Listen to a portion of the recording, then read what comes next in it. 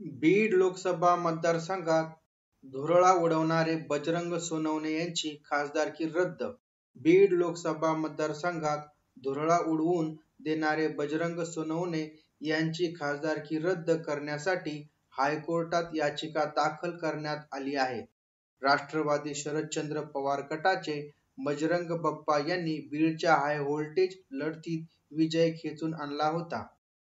जामनेरला मुक्कामी राहा आणि मला पाडून दाखवा.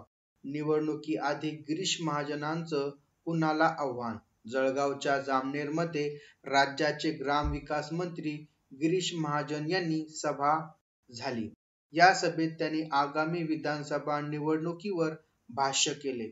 मला पाडायचं असेल तर जामनेरला मुक्कामी राहा आणि मला पाडून दाखवा, असं ओपन चॅलेंज मंत्री गिरीश महाजन यांनी राष्ट्रवादीचे नेते विधान परिषद आमदार एकनाथ खडसे यांना दिलं.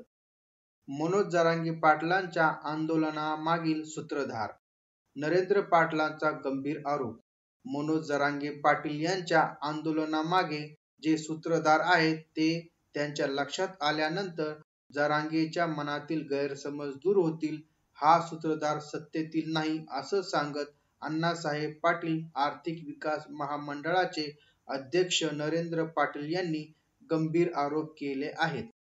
विधानसभा निवडणूक आणि निकालाची तारीख ठरली. एकाच टप्प्यात निवडणूक.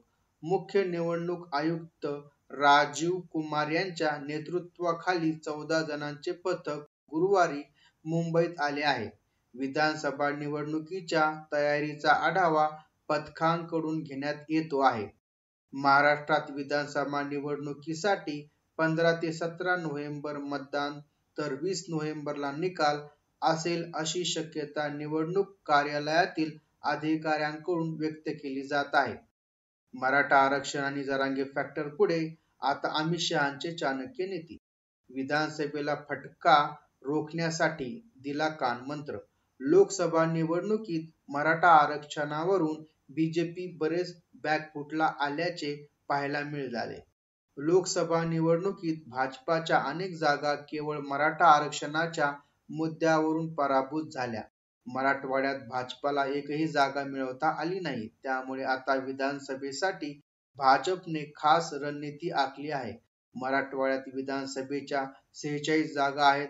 त्यापैकी 30 जागा जिंकण्याचे लक्ष्य